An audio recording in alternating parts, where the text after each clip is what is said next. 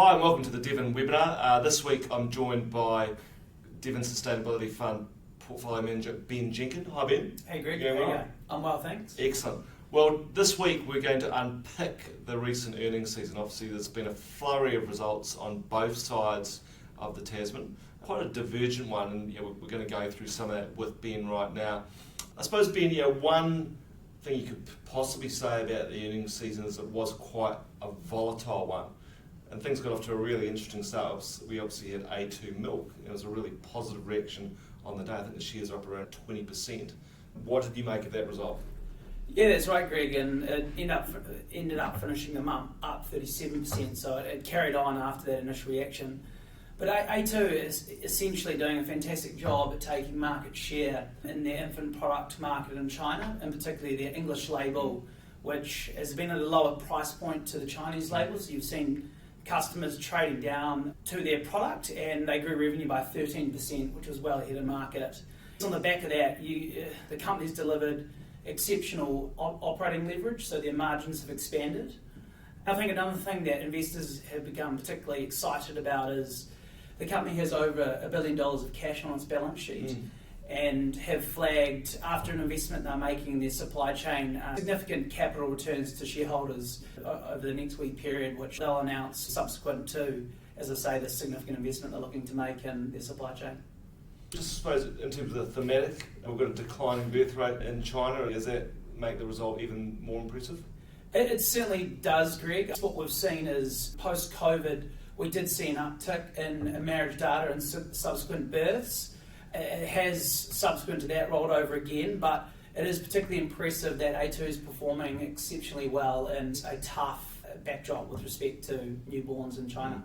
Excellent. And then moving on, if we're looking at sort of what perhaps one of the clangers of the results season, we're in Oscars season at the moment. I suppose that globe would probably have to go to Spark New Zealand. I mean, the shares were down, I think, around about 20% on the day of the results, so a complete reverse mirror image of A2. And then obviously an interesting comparison with Telstra. How do you see that sort of lining up? Yeah, it's a peculiar one in the sense that it's not often investors experience a telco, especially not in this market, to be facing that sort of volatility come result day, as historically they have been more defensive businesses. Spark is suffering from a tough macroeconomic backdrop in New Zealand. It is experiencing at the same time market pressures or competitive pressures from the likes of 2 Degrees, the Gen Taylors, and then also probably lesser known is the public cloud computing market, where they have strong market share in the private cloud sector. So they saw margin pressure across the board and costs up materially across the group.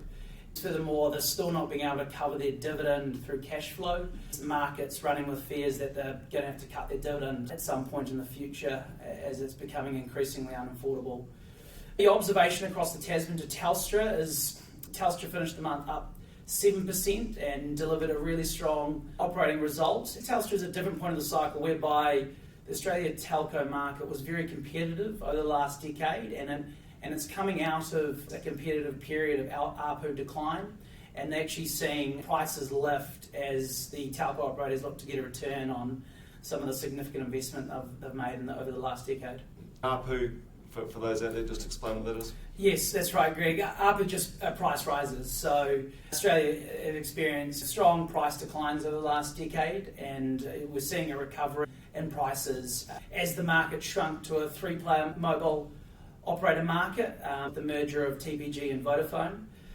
On the opposite side to Spark, Telstra's actually announced a $750 million buyback to return capital to its shareholders. So quite a contrasting results across the two companies.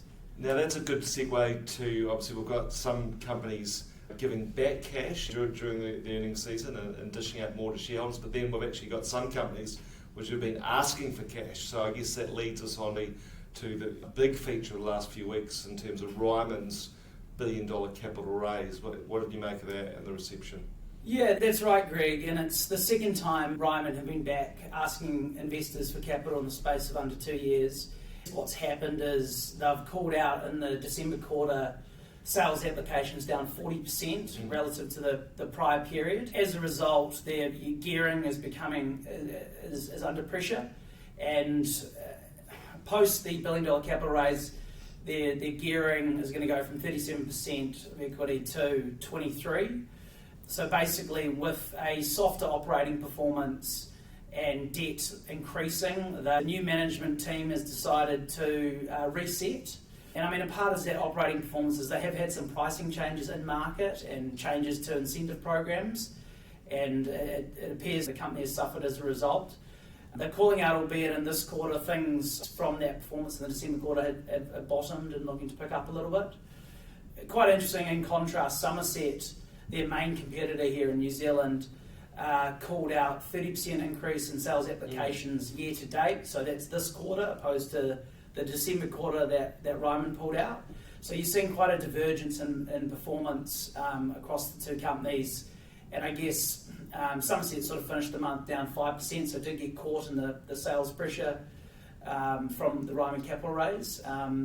However, Summerset came out at the end of the month stating that they do not need to raise capital in order to fund their growth profile across Australia and New Zealand. So that was reassuring for investors, and the stock was up almost 6% on Friday. So. Right, excellent. And just, are there a difference between the types of developments Ryman are doing versus Summerset in terms of the density? Is that partly been the issue for one? It certainly has, Greg. As a simple analogy, Ryman have had several, call it high-rise retirement village projects on the go at once, which basically means they've got to complete very large-scale projects before they get any cash flow in the door.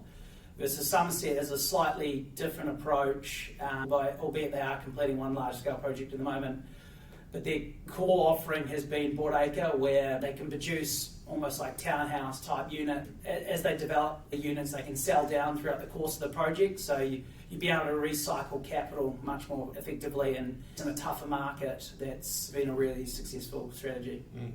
And finally, jumping across the other side of the Tasman, talking about capital raises. Goodman Group, what was that all about? I mean, is there an AI thematic here somewhere? We always seem to be talking about that. Yeah, that's right, Greg. And I mean, Goodman Group, just over the month, announced the capital raise, as you stated, of $4 billion, so Australian dollars. So a huge number, and one of the largest capital raises in Australian corporate history, actually. So in a slightly different way to what we saw with Ryman, because Goodman are raising capital for growth, and in particular their shift to their data centre strategy. And as part of that strategy, the capital will enable them to be more flexible, take more projects on balance sheet, be more selective in their projects, and also retain more value to the company, opposed to having to partner with capital partners and, I guess, share in some of the economic profit at a project level. So although the shares were down on the month as the market absorbed or digested the size of the raise, they also printed a quarterly result which showed pretty solid operating performance in the quarter. So yeah, it was a really choppy month in terms of activity and share price performance, and yeah, it was pretty interesting. Excellent. Just actually one final question as well. I thought you made some great observations earlier when we were talking about the proliferation of data centres. Where's this all going and what's driving it? AI has been a large thematic in recent times and very topical. However, I would note that the core driver to data centre demand has been actually the shift to the public cloud, or public or private cloud. And at a really simple level, you're talking about removing your servers from, call it the 25th floor on the ANZ Tower, to a purpose-built facility with, proper racking, air conditioning, electricity, generator backup, redundancy, fibre connection.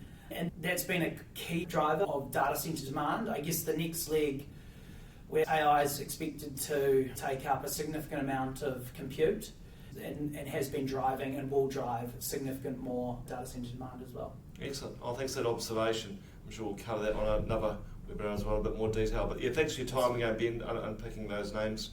And thanks for your attendance again. So we'll be back soon with another webinar, but I hope that gives you a bit of an insight into some of the names across the earnings season. It certainly was a volatile one, as Ben mentioned. But we'll leave it there for now, and you have a great day and a great rest of the week. Bye for now.